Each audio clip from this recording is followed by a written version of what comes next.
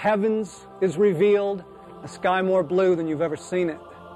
Another word is spoken, and the great land masses rise out of the seas. Yet another word, and the forests and the meadows and the plant life fills the earth. Cabernet grapes drip from the vine, and blackberries burst forth on their bushes.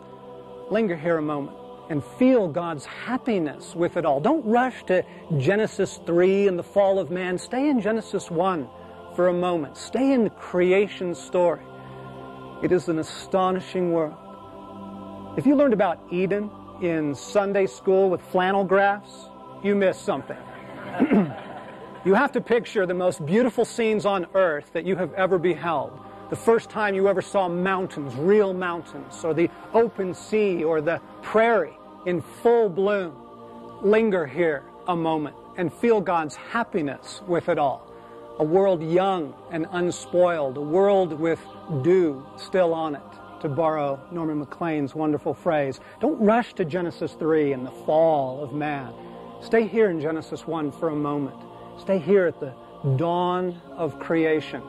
You have to picture the most beautiful scenes you've ever seen on earth. The prairie in full bloom, or the Alps under a winter snow, or the African savanna with thunder clouds over it. And then picture it all on the day it was born. It's the Shire in its innocence. It's the scene in the Garden of the Mission with Iguazu Falls. It's the opening of The Lion King. And it doesn't stop there. Into this amazing world, God opens His hand and all of the animals spring forth. The birds, hawks, and herons, and pelicans of all things.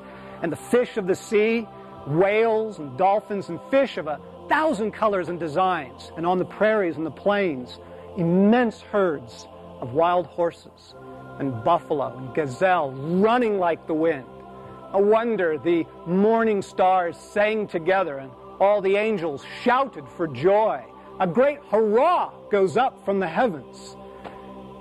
It is an astonishing world that we live in, and we have grown dull to it.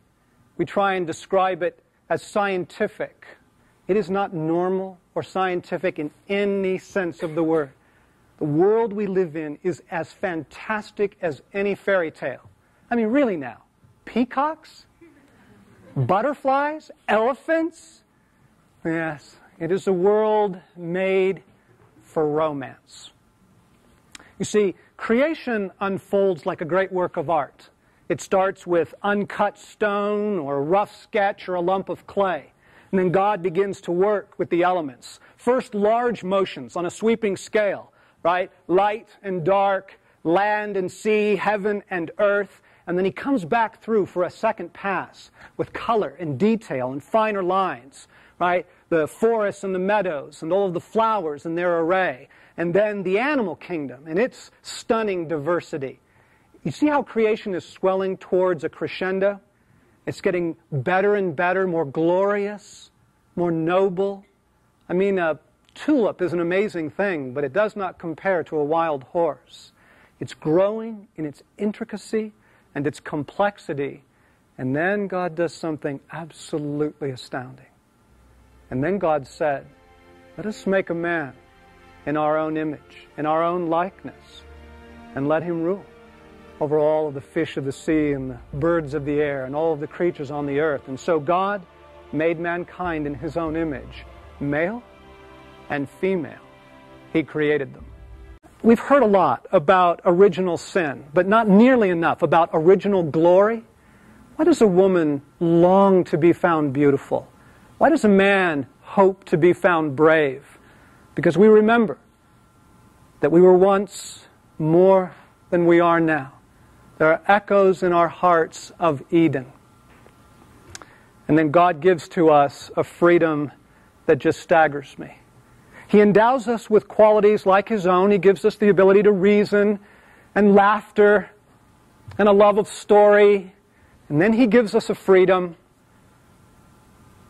the power to love. It is the greatest joy of Eden. It is the quality that we bear that is most like His own. And with that quality comes a staggering risk, because we also have the freedom to reject Him. Good grief! What is he thinking?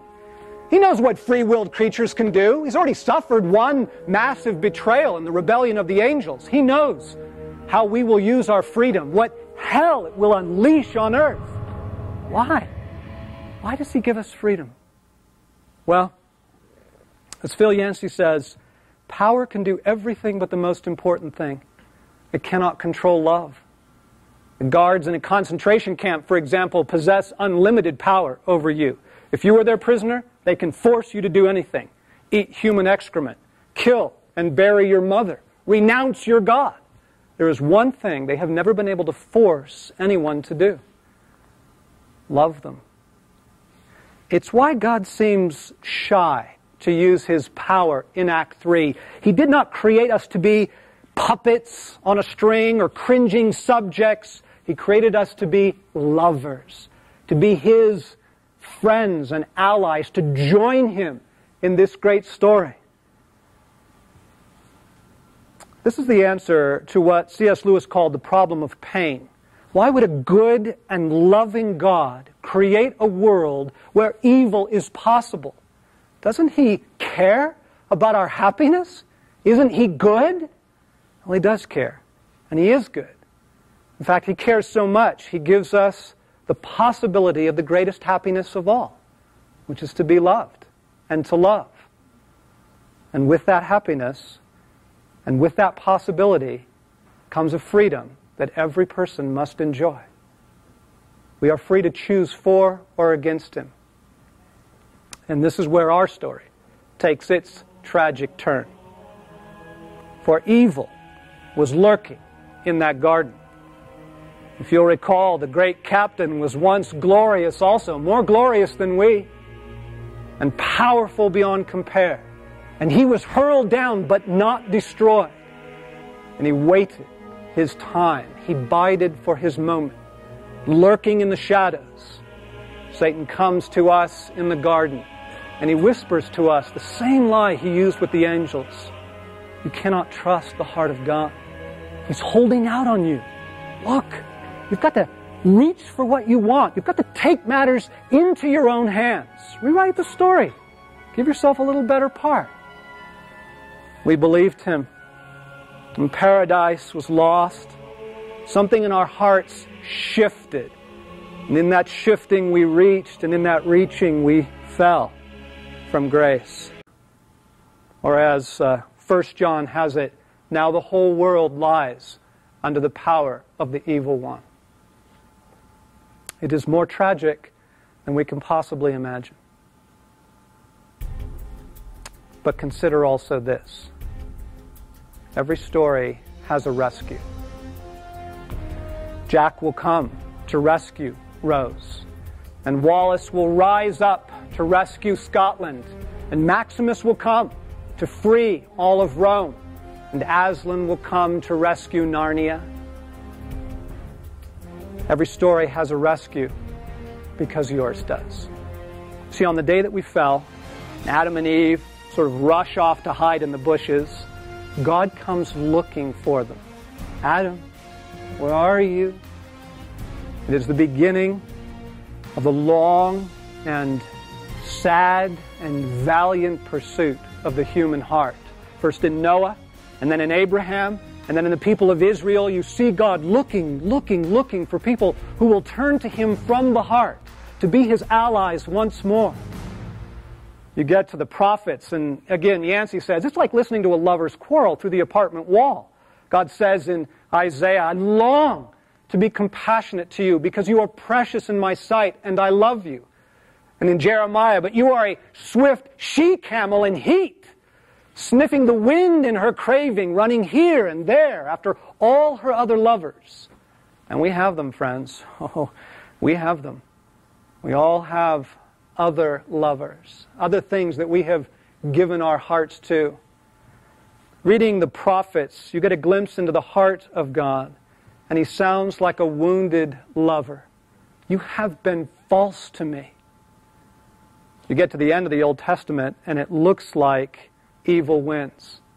The people reject God. There's 400 years of silence, no communication between heaven and earth. it appears that all is lost. But he has something up his sleeve. When Jesus of Nazareth appears on the scene, something really amazing happens. The author of the story steps in as its main character to rescue his people. But the coming of Jesus of Nazareth is not like those manger scenes that you have at Christmas time. You know, the few little sheep and some cows and a cute little stable, right? And some angels there, Mary and Joseph, right? You have to read Revelation 12 if you want to understand what Christmas was really about. War in heaven, John says. A massive clash of kingdoms, okay? So, to get the real picture of Act 3, the invasion of the kingdom of God into the kingdom of this world, the coming, right, of God to rescue even one man, right? The mission is a man. You have to watch something like the opening scenes of Saving Private Ryan.